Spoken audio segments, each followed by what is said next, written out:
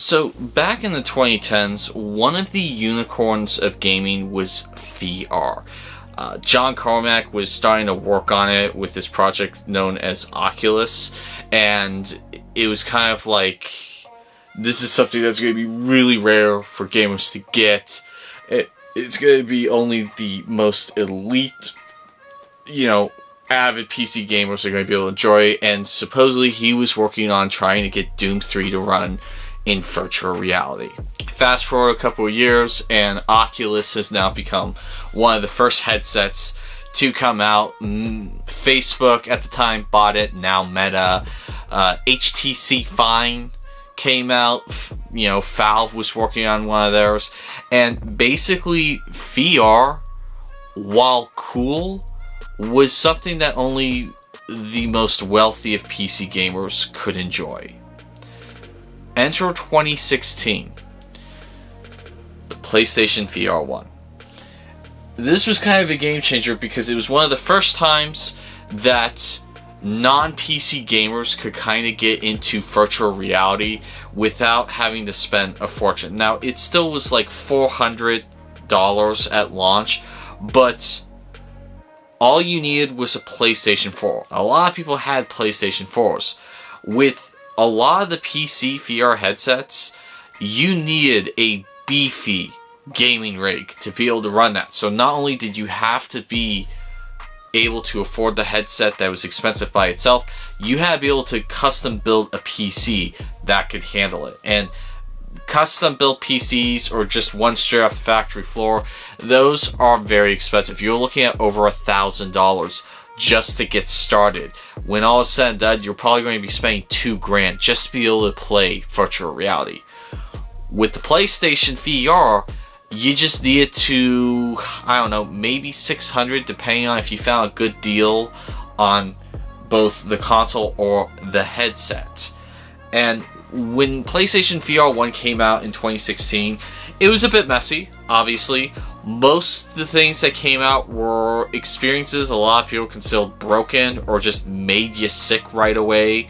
It was little tech demos, little short games, and that was really about it. A lot of people thought it was just a flash in the pan and it was going nowhere. Until January of 2017. Resident Evil 7 came out. And on the PlayStation 4 versions of Resident Evil 7, there was a VR mode where you could play through the entire campaign in PlayStation VR1 virtual reality. And that was a huge game changer for the scene, because everyone started seeing, oh wow, you can actually have a full-fledged game in VR that works pretty well, and you don't get too terribly sick. I did actually get really sick in Resident Evil VR, Resident Evil 7 VR, but that was because I had the churning controls off and whatnot. But anyway, after that, you start seeing more and more legitimate games coming out on the PlayStation VR headset. And it got to a point that Sony announced that it was kind of a success because they had sold 5 million units.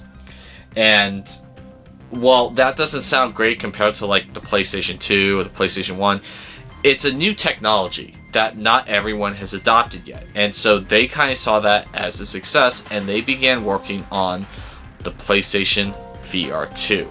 Everyone knew it was coming, but everyone was wondering, okay, what's this going to be like? What are you going to have better controls or whatnot? And then they finally announced it, and yeah, it was better, but it also had some issues, like the price. So, I mean, I was kind of interested in PlayStation VR 2, but not for $550. And then one day I saw it considerably discounted, refurbished, and I was lucky enough to get one. So, let's get into it.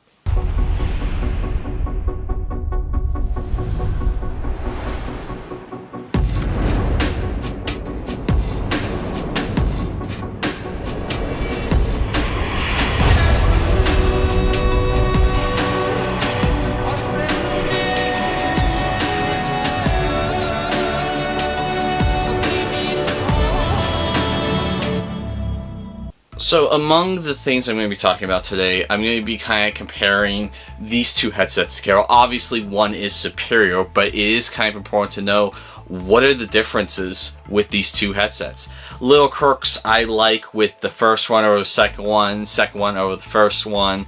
And then I'm also going to be talking about some of the gaming experiences with the differences between some of the cross-gen titles and some of the next-gen exclusive titles. And I'm also going to be talking about which one you should probably think about getting now in 2024 or 2025. Now, with the PlayStation VR1, it definitely felt like a Frankenstein prototype. Hands down. I mean, with the amount of cords you have to deal with the way it was controlled, the way the headset was, and how they did the camera, it was very obvious that they did some clever jumping through hoops to get some very old tech to work with virtual reality. Like case in point, the PlayStation 4 camera, which was only ever really meant to be used as like a video chat camera, and it also was used in the Alien Isolation game for, you know, but that was like the only game that really utilized that. So they utilized that old piece of tech, and then they took a whole bunch of old cardboard boxes and blew the dust off of these babies. These controllers that look like a woman's private bedroom device, you know. But yeah, they decided instead of making a new controller, let's just use these ancient relics from the PlayStation 3 era. And so, like, the way you controlled PlayStation VR1 was with the DualShock 4 with the little light bar on it. That was one way you could do it. Another one was with two of these. There was a period of time, these things got insanely expensive. Like, you're looking at like $50 a pop for one of these. I obviously didn't pay that for this. I got these for a steal. And now they're down in price because, you know, VR1 isn't super desirable. And then they also had the PlayStation Move controller, or better known as the PlayStation Aim controller. It was kind of an evolution of the PlayStation Move sharpshooter attachment. Yeah, PlayStation VR Aim controller. It was kind of an evolution of that, a little bit sturdier in build, a little bit lighter. I should do a comparison of those two peripherals. But only a handful of games really could use this, which is unfortunate because it actually feels really nice. It's one of the best controllers for PlayStation VR1. It's just not a lot of games actually utilize it, and those also fluctuate in price. There was a period of time those were like $70, and I got that for like $15, and then they dropped down to like $5, then they shot back up to like $60, so those fluctuate all over the place. But I mean, definitely, there were some weird-ass controls. And then if you're doing a racing game, you could use a wheel, you know, a racing wheel for that. But so, like, the PSVR1 was a Frankenstein kind of monster. The cords are, like, a nightmare. Make sure you find, like, an instruction book on how to properly lay out the cords. One of the things I did for PlayStation VR1 is I never put it away. I always had the cords laid out next to my console at the ready because, like, it takes 20 minutes to set that thing up, and so many times it's like, oh, I feel like playing VR, but I don't feel like spending 20 minutes setting up the cords. And so that's why I left them set up next to my console, because it's like, it's just a pain in the ass dealing with those cords. Now, in terms of the VR2, with the improvements that it had over the PlayStation VR1. So one absolutely is resolution. It got a bump in resolution, and it definitely had an increase in quality in terms of the games. Obviously, the VR1 was working on PlayStation 4 tech, VR2 is working on PlayStation 5 tech. And so I would say PlayStation VR1 typically would look like a PS1 at worst. At best, and I'm really being generous here, it would look like a PS3 game. On the VR2, it looks like a PS4 game. So maybe by the end of the generation, it might actually start looking like a PS5 game with some of the better titles. I don't know.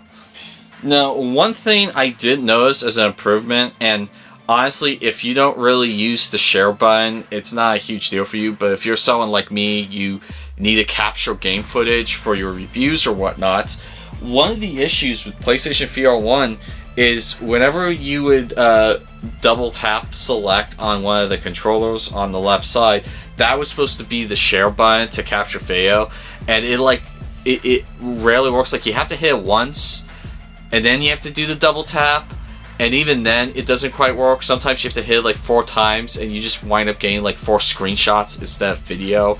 It's a pain in the ass collecting footage in PlayStation VR. In PlayStation VR2, there is a dedicated share button that you can just tap twice, and you get a video capture of that, and it's great. It's such a huge improvement in quality of life for a YouTuber that's collecting their own footage. So if you're into kind of doing your own video capturing, it's much more user-friendly on PlayStation VR2 than it is on VR1. Now, something interesting is in terms of sweating. Whenever I put on VR1 headset, I would always sweat like a pig. I mean, just within seconds. It was just like, ugh. You know, and so sometimes it helps having a fan running in your room, but just I at least sweat profusely without even doing any much effort in VR1. With the PlayStation VR2, unfortunately, they have not added a fan to it, but in terms of the quality of the material they're using that rests against your forehead and on your head, you do sweat a lot still, but it's like a thinner sweat. PlayStation VR1 has a really thick, beady sweat, and PlayStation 2 has this very thin, like, stringy sweat. I don't know, I know this sounds weird, but it's the best way I can explain it. I guess I would prefer the thin sweat better than the thick, beating sweat, and it's ridiculous. Like, I'm perfectly calm, relaxed, I put the headset on, and just, like, my head becomes like Niagara Falls. I don't know why. And I've actually used an Oculus Rift before for like an hour, and I didn't sweat once because there's a little fan inside that headset that keeps you cool. I kind of wish Sony would have added that with the PlayStation VR2 since they were charging so much for the damn thing. Now, something you should know about the PlayStation VR1 headrest is the material, the foam material that's on the inside. The outer layer is breaking apart. It's become brittle. And I'm not a guy who's been rough with this headset. I got it new. I've been very gentle with it. I've always cleaned it after every use, and yet it just started breaking down. Now, I don't know about the material. It's a different material, obviously, on the VR2, and it seems like it's more durable, but honestly, I don't know if it is. I'd have to use it for a couple of years. But honestly, if you're gentle with this, it shouldn't be breaking down this easy. I mean, I've never been rough with it. I've always been gentle with it, and yet the foam is still like breaking down. At least that like outer layer texture is breaking down, and there's just pieces everywhere. And so that's unfortunate about the VR1 headset. You should keep that in mind. I don't know of anyone who's making refurbished like foam padding for it. That's definitely something that will be a big seller if someone does actually come out with that, because I would love to replace it with something that's not breaking apart every time I use it. Now, one thing that is a real nice improvement with the second one is there's only one cord. With the VR1, there's like 29,000 cords just to get the box connected to the PlayStation, and then you have this like double cord that's really thick. It's kind of heavy. It doesn't move with you that well, and it connects to the VR1 headset, and it's kind of a pain in the ass. The PlayStation VR2, it's one cord. It moves pretty nice. You could drape it over your back. Your arms aren't going to get in the way of it. And it's almost unnoticeable, which is nice. I've rarely had an issue where it's just like, damn it, I'm getting tangled up in this cord of sorrow. And like, that has happened so many times with the VR1 because it's this thick, heavy cord that is always getting tangled up in my arms, and so it's a great improvement. I know a lot of people were hoping that it became cordless. I'm fine with the cord if it's like this. What I'm not cool with is that it's not a detachable cord. So if the cord gets damaged at all, you're at the mercy of sending it to PlayStation. Another crazy thing is there's no replacement controllers for this. So if these get damaged, you have to send the whole thing back in, which is ridiculous. I mean, they should sell replacement controllers, you know, separate from the headset. Also, they should sell a replacement cord from the headset. I guess there is a way you can swap out the cord. It's just you have to partially take the headset apart, which probably will void the warranty. I can't speak today. So now, something really funny with these two is because of how the camera system works on these, this requires you to be in a pitch black room. This requires you to be in a well-lit room. It's the difference between night and day. You see, this has an outside-in camera system where this has like 7 LED lights, and you have the PlayStation 4 camera reading it, and that's how it tracks your head movement. This has an inside-out camera system where it has 4 cameras on the helmet, and it reads everything around you. So if it sees these controllers, these have like an infrared ring around them. It registers that, and so your hand movements in-game are a lot more smoother, less jittery, and refined. Now, you drop your hand behind your head, it loses track of it, and it assumes it, but there's been a few times I've seen a little bit of glitching out because it lost track of the hand controller. Also, it's so nice having 2 thumbsticks in a game now, because the way this controlled, you had to like hold down this button and then like push forward, or sometimes you have to hold down one of these face buttons and like aim where you're walking. It was a terrible way of controlling stuff. Another thing I appreciate better with the VR2 than the one is the pack-in headphones were kind of better designed with this than this one. I've heard a lot of people say they're still kind of junk headphones, but they're clapped on to the headband and they just kind of dangle off the side, so you don't have to worry about this long cord connecting it to the like cord halfway down like you did with the VR1. And I really like that. I like that I don't have to worry about headphones really that much anymore because they're just attached to the VR2 device, and so it's just there, and it's nice. It's really nice. In terms of how things look inside, this always had like a screen door effect and had a tight like 90-degree field of view, so it always looked like you were looking through a porthole when you notice like the black ring around your view. And of course there was a screen door effect, but this still has a screen door effect. It's just it's not as, you know, obvious. And it also has something with like this shadowing that's happening because of like OLED. I've heard some people talk about there's only one game I kind of noticed it in. I don't think it's that big of a deal breaker. Overall, like visually, everything looks a lot nicer in there.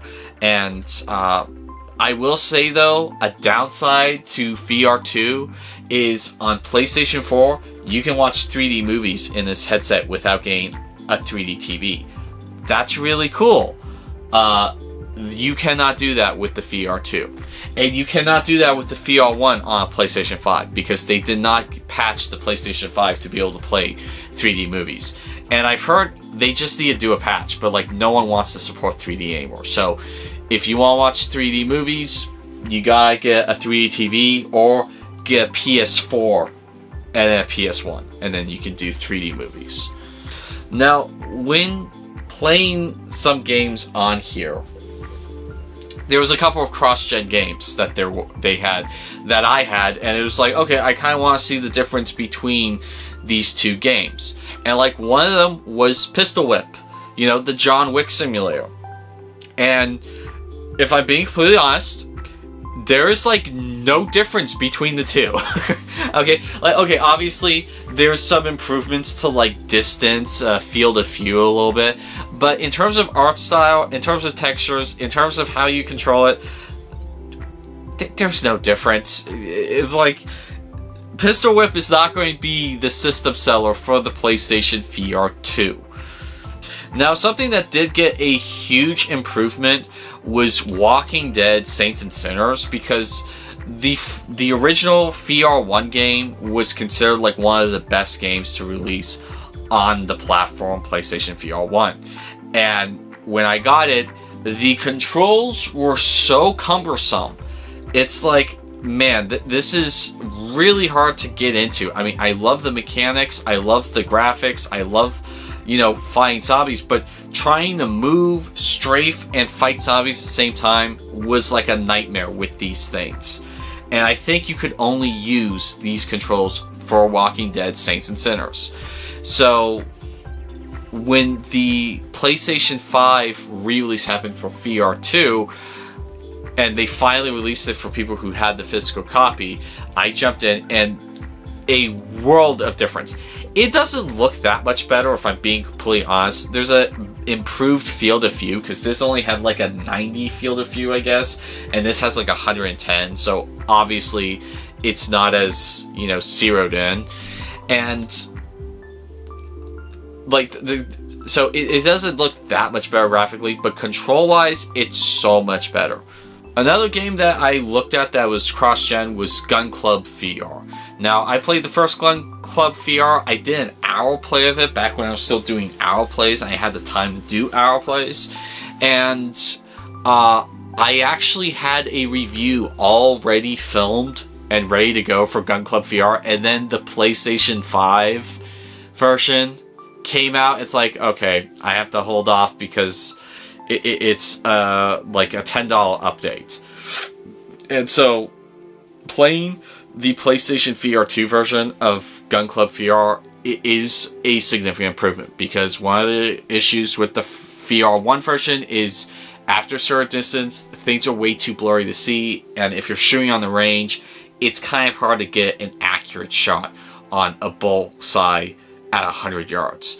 Another problem is rifles are really hard to hold, because these lights, when you have a camera trying to capture the 7 lights on here and then the 2 lights in each hand, and your hand starts covering one up, the in-game gun model just starts going crazy. So in the first game, I could never actually hold the gun. I just had like my hand kind of here like this, so it felt like I was holding a gun, but I was never actually able to do it. And then shotguns were just completely fucking useless in the VR1 version of Gun Club. In the second version, it's actually usable now, and so that's nice. Now, one of the best improvements in terms of cross-gen is No Man's Sky. I mean, that game was a system seller for the VR1, and it was absolutely amazing, but it did have a lot of viewing distance problems, a lot of bugs. My game crashed more with No Man's Sky in VR1 than any other game I've played.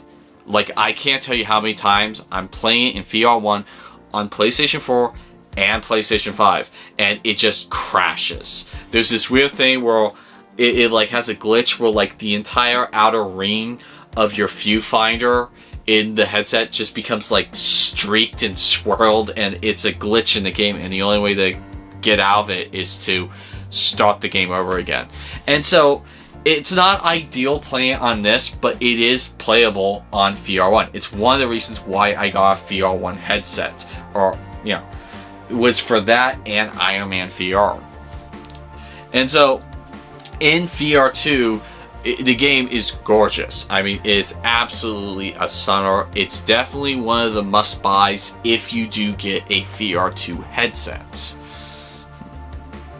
I will say that, interesting enough, I found myself getting less sick in VR2 than I did in VR1. Now, it could be because of the foveated rendering, where anywhere you look in the headset, it focuses on the detail on that spot, and it drops the texture detailing on the other areas, and so anywhere you look, that's where it's putting most of its computing power.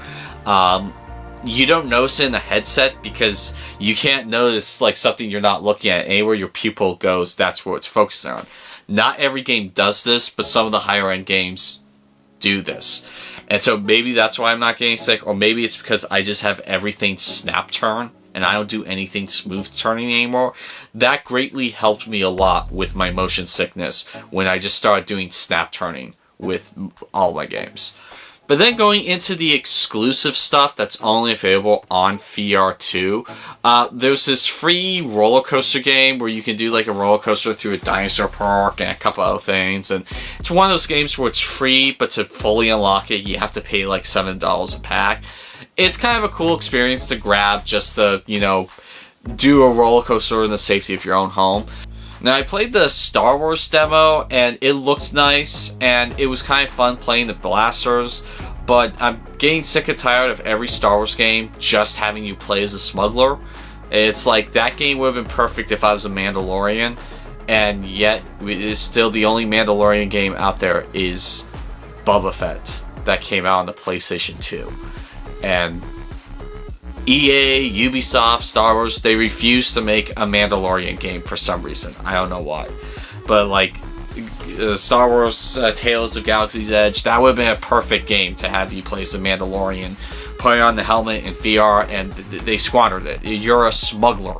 Wow. Big surprise. I've only been a smuggler in every other game out there, even the Darth Vader VR experience. Guess where you are at the start of a game? You're a smuggler. Look, I like Han Solo as much as the next guy, but I don't want to only play as a Han Solo type in every single Star Wars game. I checked out the Horizon VR demo for Horizon Call of the Mountain, and it's impressive visually. I mean, don't get me wrong, it's just, it does feel a little bit like a glorified tech demo. Will I eventually get it? Yeah, sure.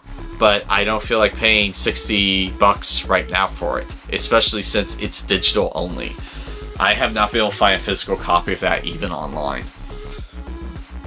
Now, I did play a lot of Gran Turismo 7. I checked it out because I didn't want to buy it, and I played a good chunk of that game in VR. It's stunning in VR.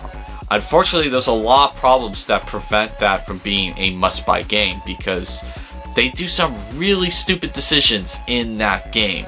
But in terms of the VR mechanics, yeah, it's gorgeous. It's a looker. I absolutely loved looking around the interior of all these exotic cars when I could.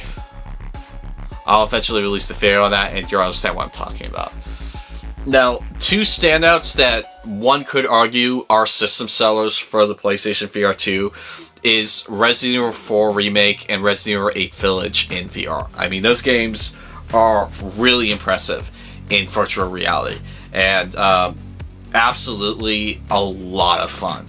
I don't want to get too much into details because I plan on doing a review for both of them, and so I don't want to give too much away there. I've already finished 4 in VR, so like that one was a lot of fun, absolutely. And then the other game I played was Crossfire Sierra Squad, because ever since PlayStation VR 1 came out, I was really hoping that Activision would eventually come out with a Call of Duty VR experience, like one of the original Modern Warfare's re-released in VR. They never did that. They only ever did that Jackal Assault thing for Infinite Warfare, which is a fun little tech demo, but it's one mission, and so it's over quick. And they never did that. And there was a couple of like multiplayer only games that came out where it's like Call of Duty, but you need an always online connection and there's no bots. And then there's another one, it's like, oh, it's just like Call of Duty, but you need an always online connection and there are no bots. And the closest we got was Firewall 0 Hour, which came out for PlayStation VR 1, I believe I'm getting the name right. And it said it was online only, but there was an offline mode you could play. It's very limited though, so Crossfire Sierra Squad is kind of like the perfect thing to scratch that Call of Duty itch. It's not online only game. Probably they should have done that with the Crossfire X game that they released on Xbox. That was stupid that was online only. The game's unplayable now because of it. So, Thankfully, this one doesn't need to be online, and so if they do delist it, you can still play the damn thing. So this seems like a really cool deal, but there's 3 things holding back the PlayStation VR2 from being a must-buy. One's pricing, one's the library of games, and 2 is backwards compatibility. I'll start off with the pricing first. This thing's too damn expensive, alright? I did not pay $550 for this thing. There's no way in hell I would have paid $550 for this thing. There's one way I would have, and I'll explain that in a little bit. But as it sits right now, I did not pay that. I paid like only half of that, and I was able to do that with some trade-ins. And I was able to, you know, do that to an Amazon refurbished thing. It was like the last one at half price. It's like, okay, yeah, absolutely. And so, you know, there was like a little bit of damage to the cord at one end, but it wasn't anything serious. And so, you know, definitely that's like the only way to get this, because at $550, this thing's not worth it. Not for that price. Wait till it drops in price, because it is too damn expensive. So I need to add in a caveat with the PlayStation VR2 before leaving this video. I recorded the bulk of this video before a couple of developments happened. So for starters, this got a massive price cut that like drastically increased its sales 5-fold, maybe even 10-fold. I mean, it was impressive how many people actually jumped on the bandwagon of this headset after that sale. I actually kind of posted that Sony was kind of stupid to not have that a permanent price cut, because their sales were going fantastic, and then they raised the price again, and it seems like the sales have kind of stagnated. So there is obviously interest in this headset. It's just, it's too damn expensive. People aren't buying it at its full price. When it goes on sale, that's actually how I got it, was I got it on a sale on Amazon. Not recently, this was a long time ago. That's what I got. I did not get this at full price. No one wants to pay $550 for this headset. And I think when it was on sale, it was like $350, so that was like a huge, serious discount. But, I mean, going on to backwards compatibility, it doesn't have any. And they did not make this backwards compatible with the VR1 because their excuse was, we felt the technology was too advanced to be able to do that. And in reality, it was probably just Jim Ryan not wanting to support backwards compatibility because he doesn't see any money there. And the guy's an idiot. It's a good thing he's no longer working at Sony, because you have to understand, this was a experiment in the field. VR is not a accepted medium yet. It's still in its infancy, and they sold 5 million of these things. So being objective here, let's say 50,000 or 500,000, you know, what was it, what's half of, you know, okay, let's say 500,000 got destroyed beyond repair, okay, or, you know, got damaged, don't work. So that's 4.5 million, okay? Give or take. Best guess. So you have 4.5 million people who have gotten the first headset. And then you tell those 4.5 million, if you want the next generation, you have to pay full price for it. If it was backwards compatible, that 4.5 million player base would have sold their headset to someone to help offset the cost of VR2. And then you would have had another 4.5 million people get these, get into VR, and now you're sitting at 9 million strong in PlayStation VR. But you don't have that because there are too many great experiences on VR1 for me to get rid of it. As bad as the cords are, as terrible as the controls are, I don't want to get rid of Iron Man VR, of Spider-Man, the VR experience. I don't want to get rid of the cool, amazing VR experiences I have in PlayStation VR1. The Hitman trilogy, which has yet to be ported to PlayStation VR2, only playable on VR1 right now. And there's no word on if they're going to bring it over to the PlayStation VR2. And, you know, Blood and Truth. Not really a chance of that getting brought over since the studio, London Studios, is now shut down. So, I mean, and there's no chance of Iron Man VR getting a re-release on VR2 because the studio got bought out by Meta. Meta's not going to do a re-release on a competitor.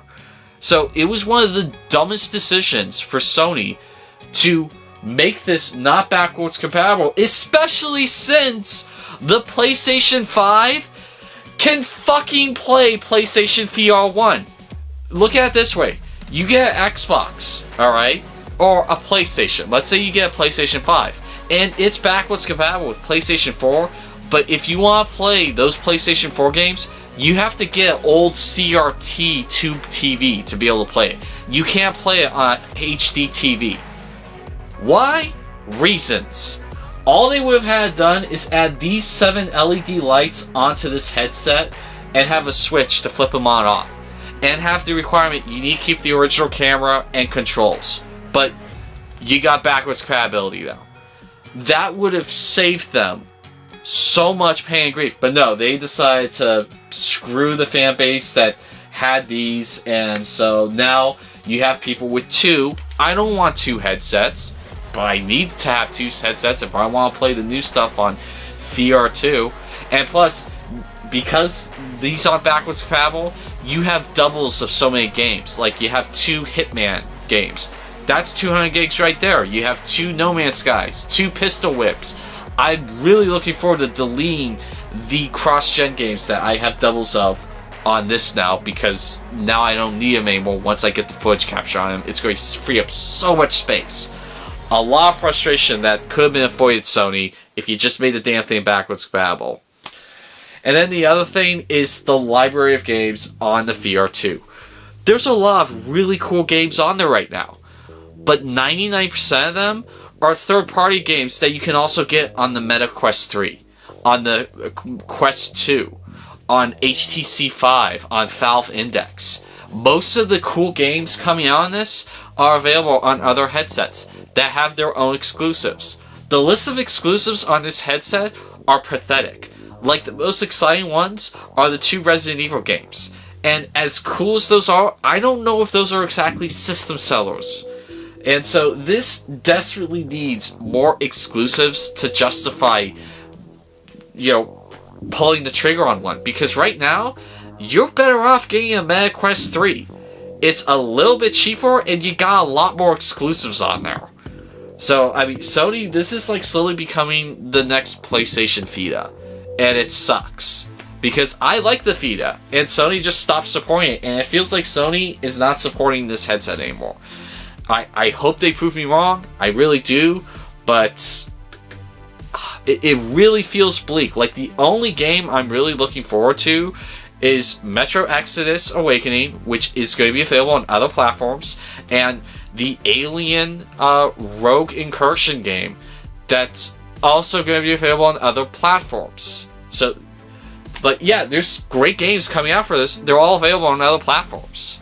So, right now, if you're interested in getting VR, go with this one. Because I'm seeing them for like $100, you know, maybe 150, and they're in pretty good condition, and you need just a PlayStation 4 or a PlayStation 5. With the right kind of shopping, you can be in VR for about $300, $350 with this and a PS4. If you're lucky, $1,000 to get on VR with this headset and a PS5. I got lucky. I found a refurbished one, half the price. I don't think you're going to get lucky in that. So, you know, just, they made some really bad decisions with this, and it's a cool headset. Alright? Same thing with Vita. Vita is a really cool handheld. They made some bad decisions with that, with the proprietary memory and the lack of, you know, first-party games and a bunch of other problems. And so, I mean, eventually, if the price comes down and more exclusives come out to this, I would say absolutely get it. But right now, you're better off going with this classic. The other thing is that a lot more games have been announced for this since the time I record this, or the initial bulk of this video, and some of them are like, yeah, that looks pretty good. I mean, there's a remake of Arizona Sunshine on the way out, there's Alien Rogue Incursion, there's Behemoth, there's a lot of stuff coming that looks really good. Now granted, none of them are really exclusive to the PlayStation VR2, but they are still decent third-party games that are increasing the value of this headset. Like I said earlier, third-party is carrying this headset. Sony's kind of still nowhere to be found. So that was just a couple of additional things that happened since I made the bulk of this video, and I just thought it was important to add that into context instead of just releasing my video, because I would have had a lot of people say in the comments, well, dude, like, it's drastically changed and what are you talking about? So just keep that in mind. So anyway, that's been my comparison of the PlayStation VR1 and the PlayStation VR2.